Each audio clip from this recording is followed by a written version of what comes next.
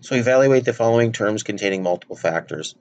So when we have a term, we want to be able to identify the separate factors. So the first one, in A, the two factors are separated by multiplication are right there. So I know I need to keep track of the two factors and simplify both of those factors. So the first factor is negative 2 squared, which is 4. The second factor is the absolute value of negative 2, which is 2. So then I can multiply those factors together to simplify that term. I get 8 for an answer. So part B, I'm looking for multiplications for my separate factors, and the only multiplication is between the absolute value sign and the square root sign. So again, I'm trying to keep track of two factors in this term.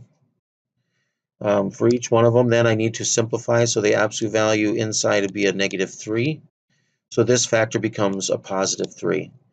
For this one, inside the square root, I need to simplify 16 and 9 is 25, and then when I take the square root, I get 5. So the two factors are 3 and 5, and I can multiply those together to get 15. So again, look at your factors, simplify every factor first before you multiply. So for part C, for problem C, I have three factors.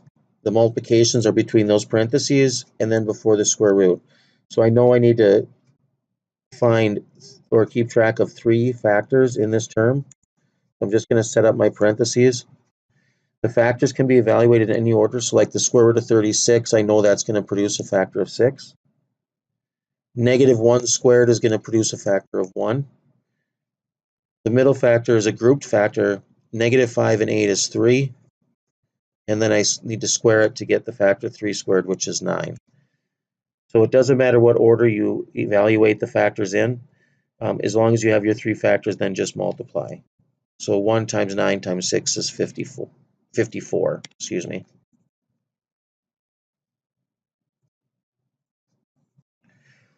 All right, the next term, D, there is only two factors. So I know I'm keeping track of these. I need to keep track of the two factors when I'm done.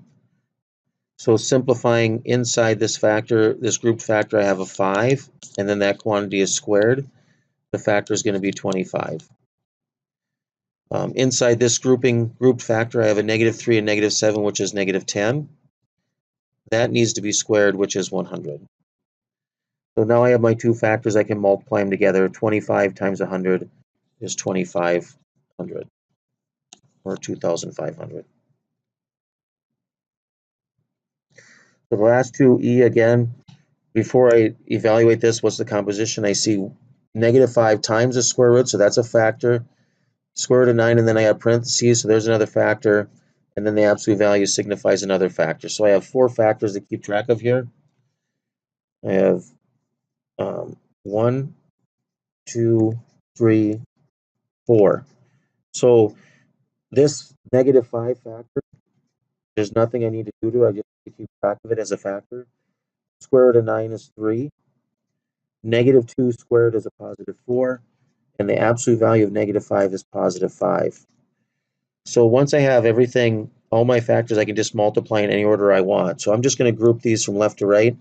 Negative 5 and 3 is a negative 15. 4 times 5 is 20.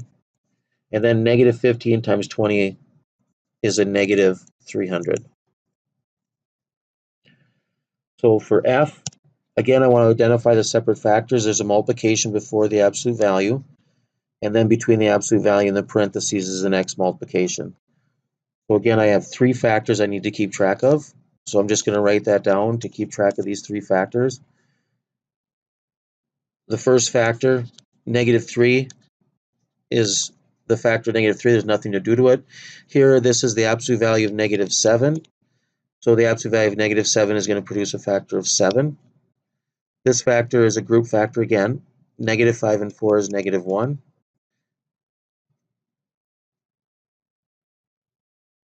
And then when I cube it, I get negative 1 as a factor.